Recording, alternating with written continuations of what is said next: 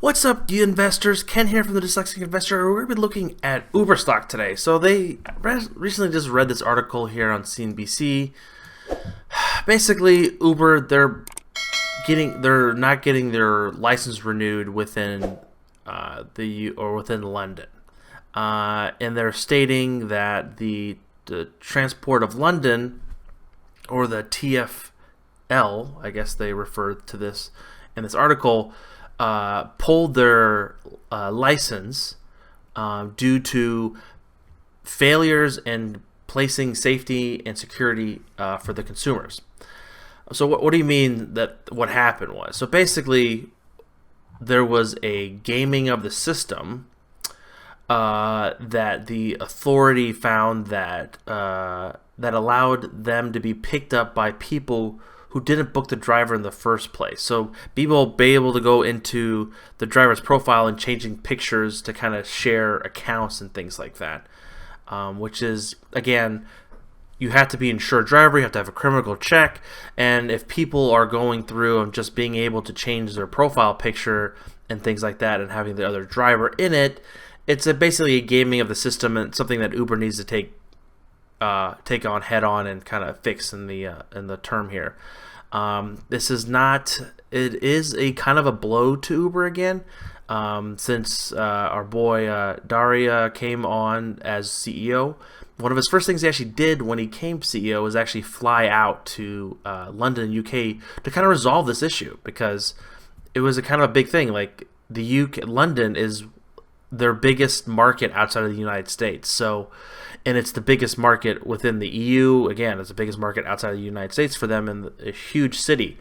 That being said, that's not a great thing for Uber overall. So we'll see what happens there. And I just got a breaking news here. Facebook and Twitter says hundreds of users gave improper access to data through third-party apps, which that's kind of common sense. We'll cover that in another article here. So we're just going to look at the technical sides here at Uber. We've kind of said here this kind of needs to create a base here, and it needs to break through this lower trend line and go higher. The moving averages are slightly leveling out here, not to the full extent that I would like to see. We don't have any... Oh, wrong button. We don't have any... Oh my gosh. Where is that button at? Is it right here? There it is. Yeah, so this is the last earnings. That's why it went down. So we don't have earnings for a while. Let's see if the holiday season can kind of negate things, trade sideways. I know a lot of individuals who are invested into Uber think it's a way of the future and so forth. I'm not there yet. I definitely feel that it could be something in the future. I just think it needs to kind of better understand on how the money system works within this. So let's go ahead and look at a longer term weekly chart. Again, this is just a complete down turn here. This is nothing I would like to touch. We're going to look at standard deviations here. There, it's still hanging around the middle.